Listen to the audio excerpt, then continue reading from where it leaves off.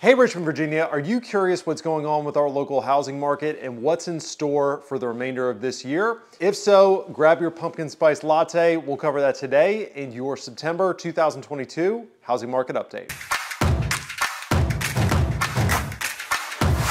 Hey, what's going on, party people? In this video today, we're going to be talking about what's going on in our local housing market. Specifically, we're going to be talking about home sales, interest rates, and home values.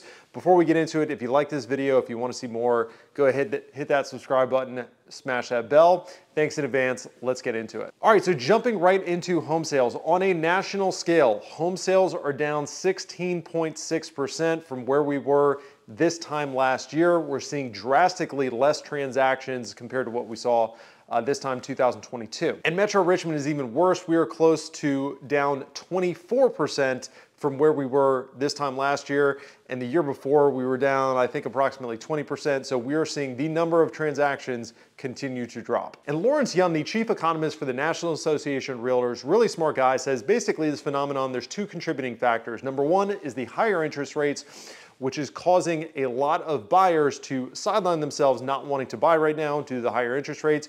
We also have a lot of homeowners that are in, let's say, 3% interest rates that don't want to trade that out for a 7% interest rate. And that kind of leads into problem number two, or contributing factor number two, is we have less inventory, which is a self-perpetuating problem. Less people are putting their homes on the market, and because less people are putting their homes on the market, less people are putting their homes on the market because there's less homes to choose from, if that makes sense.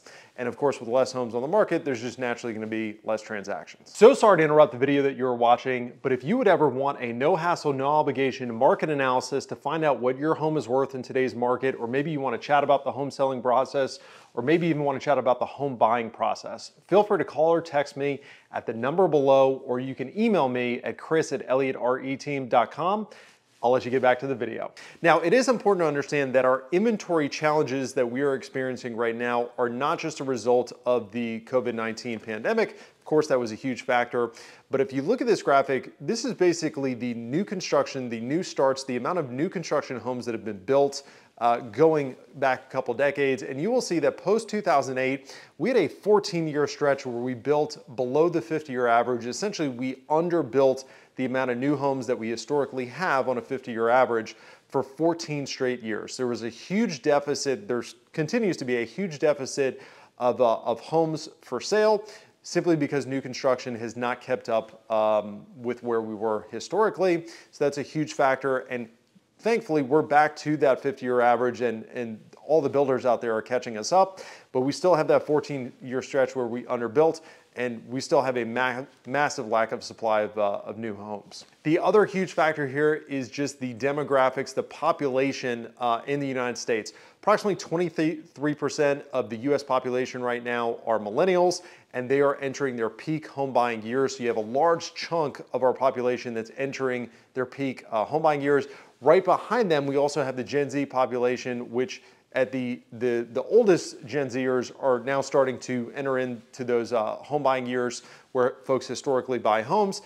And some have said that the Gen Z population is even bigger than the millennials. So we've got a lot of folks, a lot of demand put on housing right now, and just a tremendous undersupply of that product. So all this to say, my personal prediction, we're going to have an inventory issue for many years to come. All right, let's talk about interest rates. So currently at the recording of this, which is September the 13th, we are currently sitting at approximately 7.25%, which is kind of the par 30-year mortgage rate. Of course, it's going to go up or down depending on your credit, but that is the par interest rate right now. That being said, Fannie Mae, Freddie Mac, Fannie Mae, the Mortgage Bankers Association, and National Association of Realtors all predict that we are going to start seeing rates come down at some point.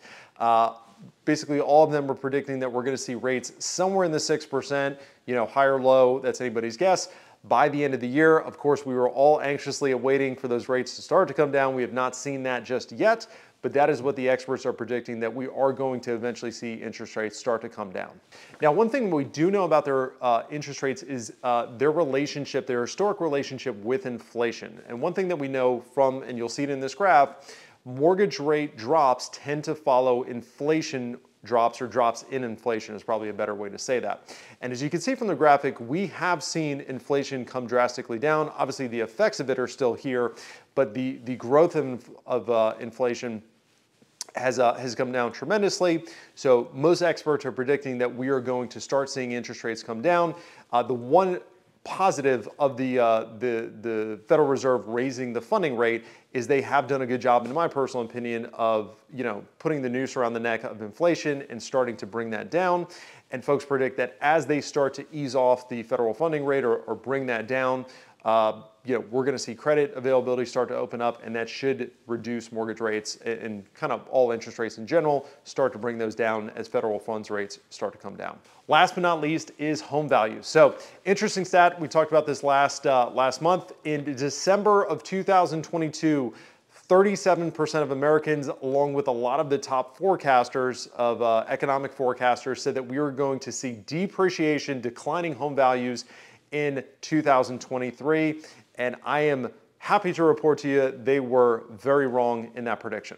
And as you'll see in the graphic, most of these agencies have revised their 2023 appreciation projections, where basically most of them were either saying that we're going to see little to no appreciation, upwards to 6-7% appreciation across the board. But the good news is all of these experts were wrong in their predictions, which is a good thing for homeowners, and they've now revised them to say that we should be seeing positive appreciation in 2023. And I can tell you in Metro Richmond, year to date, we've seen 8.3% year-over-year growth. So compared to, we currently have the numbers for August. Compared to August of last year, we've seen the median sales price rise 8.3%, which is great. Metro Richmond, believe it or not, is actually outperforming most of the country right now. We are a very, very strong real estate market compared to the rest of the country. So what does this all mean for you? So for my sellers and my prospective sellers, realize that the year is not over. There's still plenty of time on the clock. There's still going to be plenty of homes sell. So I talked to a lot of folks this time of year that feel like, oh, I missed the boat, I missed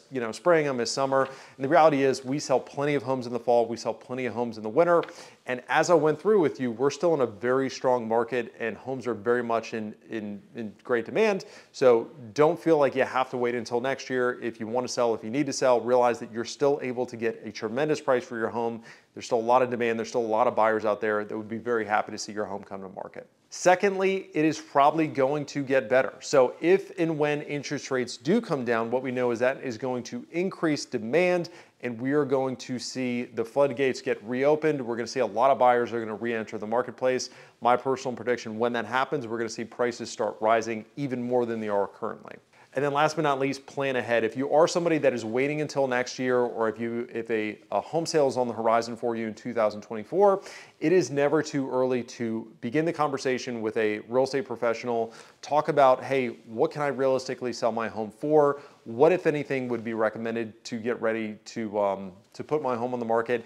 It's much easier to start those upgrades, start those improvements 6 months ahead of time versus trying to do it 6 days before or 6 weeks before you go on the market. For my buyers, realize that interest rates are a temporary problem. So like we said, all of the experts are predicting that interest rates are going to come down. So obviously, we don't want you to put yourself in a bad financial position where you're not able to afford your mortgage rates, but understand that if interest rates do eventually come down, you can certainly refinance in the future, and realize that if and when interest rates come down, like we predicted, prices are more than likely going to rise. So interest rates are always subject to change. You can always refinance, but you can only lock in the price once. And I would much rather see you buy a home now at a cheaper price, assuming you can afford the mortgage, and then refinance in the future and bring that monthly mortgage payment down. Secondly, what goes up doesn't always come down. So I talked to a lot of folks that just believe in the core of their being that we're going to see this monster crash where values are going to drop 20, 30 grand or 20, 30%, or they just feel like, man, housing is inflated right now and prices are coming down. Honestly, if you look at the numbers, if you look at the stats, if you talk to experts, nobody's really predicting a doomsday recession in which home values are going to come down drastically. So if you're somebody that wants to buy, that needs to buy, and you're holding your breath, you're waiting, you might be waiting for a long time. I would ask you to consider, what is it costing you to wait? Especially if you're in a renting position, what does it cost you to wait if home values continue to rise? And you're just waiting for them to crash. And then last but not least, like we said, for sellers, it's probably going to get better. It's probably going to get worse for buyers, in my humble opinion, because what we know is that once interest rates come down, it's going to get a lot more competitive.